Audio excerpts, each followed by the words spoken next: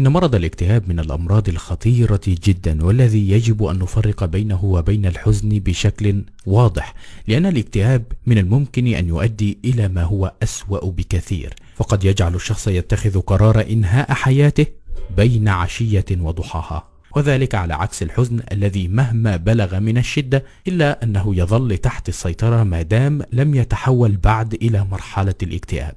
ومن أجل أهمية ذلك سيدور هذا الفيديو بين الحزن والاكتئاب لنفرق بينهما بشكل واضح وصريح. دعنا في البداية نذكر أعراض الاكتئاب المرضي حتى نتعرف على الفرق بينه وبين الحزن. مريض الاكتئاب يعاني ليس فقط من الحزن، بل هو تجربة إنسانية كاملة شديدة القوة والأثر.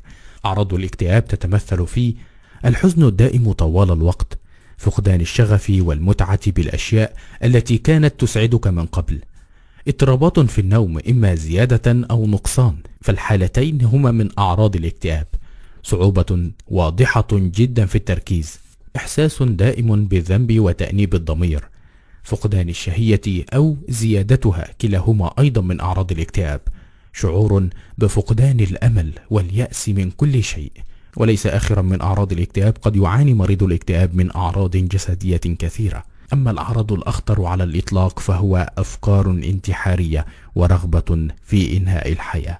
لكن عزيزي المشاهد، يجب أن تعلم أن هذه الأعراض لابد أن تحدث على الأقل أسبوعين متتاليين كل يوم وتستمر أغلب اليوم، وأيضا ألا تكون هذه هي طبيعة هذا الشخص، فإذا كان الشخص في العادة ينام كثيرا فلا نستطيع أن نحسب هذا من الأعراض.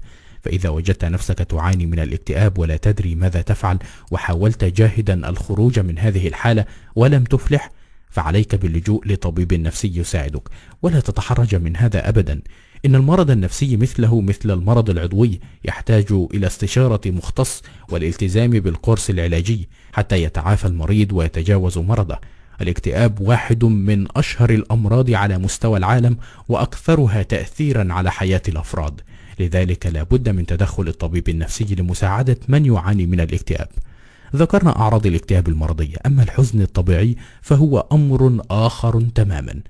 إننا حين نحزن ومن غير كامل إدراك منا نتذكر كثيرا مما مر بنا من الألم، ننغمس في أحزاننا إلى أقصى درجة، حتى العقل البشري في لحظات الألم ينحاز إلى ما يراه حزينا فيما يعرف في علم النفس باسم attentional bias، فتراه كأنه يجذب إليك كل ما يحزن إذا استسلمت له وتركت نفسك للحزن. فالعقل البشري بطبيعته ينحاز إلى ما تفكر فيه. إنك مثلا إذا فكرت في نوع سيارة معينة ستجد نفسك تلاحظها كثيرا في الطريق، هي لم توجد بعد تفكيرك فيها، بل هي موجودة على الدوام. الفارق الوحيد أن عقلك أصبح أكثر انتباها لها وانجذابا إليها. الأمر نفسه يحدث في حالات الحزن العميق، فإنك دون أن تدري وبلا وعي تنجذب إلى ذكرياتك الأليمة أو مخاوفك المضنية، فيذهب عقلك تلقائيا إلى كل ما يزيد من حزنه ويضاعف من ألمه، لأن الحزن أصبح هو موضوعه الرئيسي ومحور تفكيره. فالحزن من المشاعر الإنسانية الطبيعية، وعلاجه هو تقبله.